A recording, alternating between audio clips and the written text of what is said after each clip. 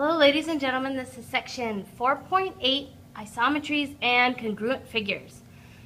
Before we get started with this section, I'd like you to recall that vectors and translations that we already worked with in sections 4.5, 4.6, and if you read it in 4.7. So please recall that a vector is a quantity that can be characterized by its directions and magnitude.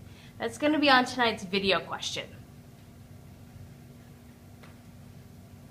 Alright, an isometry is a reflection or composite of reflections. What's preserved in isometries? The same things that are preserved in reflections: distance, angle measure, betweenness, and collinearity. Why do we care? The answer to that is this. If we have two figures that are congruent, we're now going to define those in terms of isometries. We can say that F is congruent to G if and only if F is the image of G, or G is the image of F, under an isometry. That just means that when we have congruent figures, we know that some kind of isometry happened. We have four main types of isometries: reflection, translation, rotation, and glide reflection. And we'll look at one example of each tomorrow in class. So again, here's my definition for congruent figures. Two figures are congruent, F and G, written F with an equal sign, little squiggle above, if and only if G is the image of F under an isometry. Alright, let's look at drawing a transformation with this figure right here. If I am utilizing this vector where I multiply x by 2, I multiply y by -1 and add 2, let's see what happens. Let's find each of these points first. A is the point where x is 1, y is 3. L is the point where x is 1, 2, 3, 4, 5. Y is still 3. F is the point 5, 1, and y is the point 1, 1.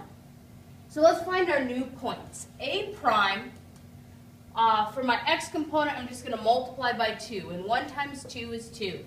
For my y component, I multiply 3 by -1, and I get -3 plus 2, which is a -1.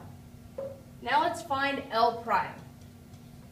5 times 2 is 10, and again, 3 times -1 is -3 plus 2 is -1. And let's find F prime. 5 times 2 is again 10. And 1 times a -1 is -1, plus 2 is a +1 again. And let's find y prime. 1 times 2 is 2 for x, and 1 times a -1 is -1, plus 2 is again a +1. So let's see what our new figure gives us. A prime is now at the point where x is 2, and y is -1.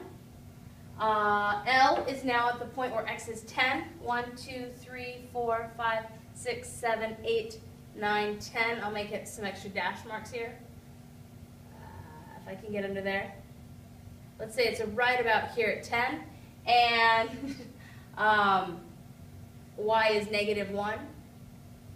And then F prime, x is again 10, and a +1.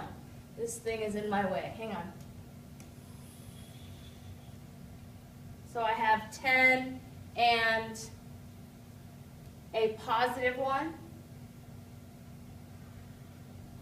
And last but not least, I have x equals 2, y equals a +1, and that happens right here. Notice what has happened to my shape. For when we multiplied the x by 2, it lengthened it. And in fact, let's go ahead and count the width of this x on my first shape. 1, 2, 3, 4. What do you think it's going to be on the second shape? 1, 2, 3, 4, 5, 6, 7, 8. There's 8 right there. So notice how it doubled the x, and for y, it just moved it. All right. When we are directly congruent, we have the same orientation, and when we're oppositely congruent, we have the opposite orientation. Last but not least, this is your review for tomorrow. I'd like you to try numbers 1, 2, 3, and 4. I'd like you to translate this shape with this vector, and I'd like you to tell me what vector moves this shape over here, and do these two reflections, and I will see you tomorrow.